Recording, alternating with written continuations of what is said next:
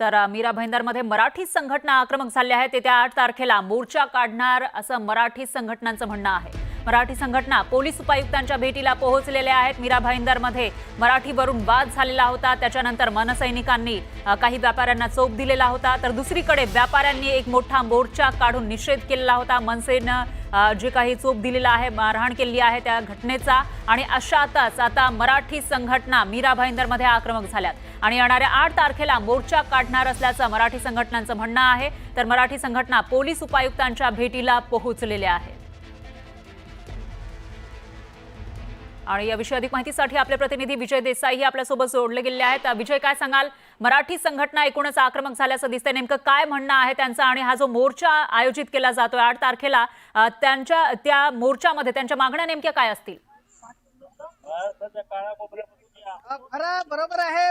काल जो परप्रांतीयांनी जो मोर्चा काढला होता, या मोर्चानंतर मराठी माणूस सुद्धा आक्रमक झालेला आहे. मराठीच्या विविध संघटना असतील, विविध पक्ष असतील, मनसे असेल, शिवसेना असेल, असे सगळे पक्ष, मराठी एकीकरण समिती, हे सगळे एकत्र आलेले आहेत. आजचा हा जो मोर्चा नाहीये, फक्त आम्ही हे निवेदन देतोय आणि या निवेदनातून हा इशारा देण्यात आलेला आहे की 8 तारखेला आम्ही मोठा मोर्चा काढू. कारण जर संबंधित व्यापाऱ्यावर जर गुन्हा दाखल केला नाही तर आमची मराठी जी आहे, महाराष्ट्रातली मराठी काय असते हे दाखवून देऊ. माझ्यासोबत मनसेचे शहर प्रमुख आहेत.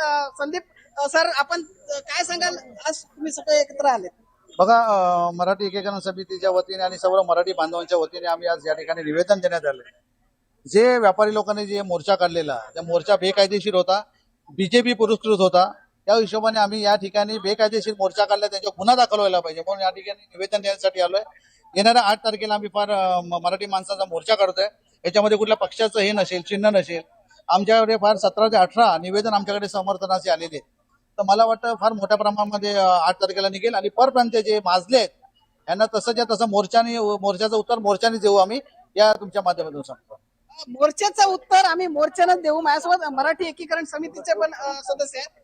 काय सांगाल सर? आज पुन्हा एकदा समोर आले. मराठी एकीकरण समिती हा मराठी माणसाचा चेहरा आहे. आज फक्त पोलिसांना एक निवेदन द्यायचं होतं. त्या निवेदन देण्याकरता ही हजारोच्या संख्येने माणसं जमा झालेली आहेत. हा आजचा मोर्चा नव्हे, जेव्हा मोर्चा निघेल तेव्हा तो लाखोच्या संख्येने असेल. आम्हाला कुठेही लॉ अँड ऑर्डर म्हणजे प्रशासकीय व्यवस्था बिघडवायची नाहीये. आज फक्त निवेदन आहे, प्रेमाचं बोलणं आहे. जेव्हा मोर्चा निघेल तेव्हा ह्या परप्रांतांना घाम फुटेल असं माझं सांगणं आहे. जेव्हा मोर्चा निघेल तेव्हा या मोर्चाला कुठल्याही पक्षाचा झेंडा नसेल, कुठल्याही पक्षाचं नाव नसेल, चेहरा फक्त मराठी माणूस असेल. आणि जर पताका असेल तर ती आमच्या महाराजांची जरतारी जे भगवा आहे तो असणार आहे. तर असा हा मराठी माणूस सगळे पक्ष, धर्म, जात, पंथ बाजूला ठेवून फक्त मराठी आणि महाराष्ट्राची ओळख टिकवण्याकरता इथे जमा झालेला आहे. आणि जर पोलिसांनी आजही मनावरती घेतलं नाही आणि या आमदारावरती गुन्हा दाखल केला नाही तर हा मोर्चाचं मग पुढे नियोजन करण्यात येईल. आमदारांनी जे केलेलं आहे मुद्दा म्हणून समाजामध्ये दुफळी निर्माण व्हावी. आमदार कोण आहेत? आमदार नरेंद्र मेहता हे काय लपवण्याचं नाव नाही ना. आमदार एका व्यापाराने.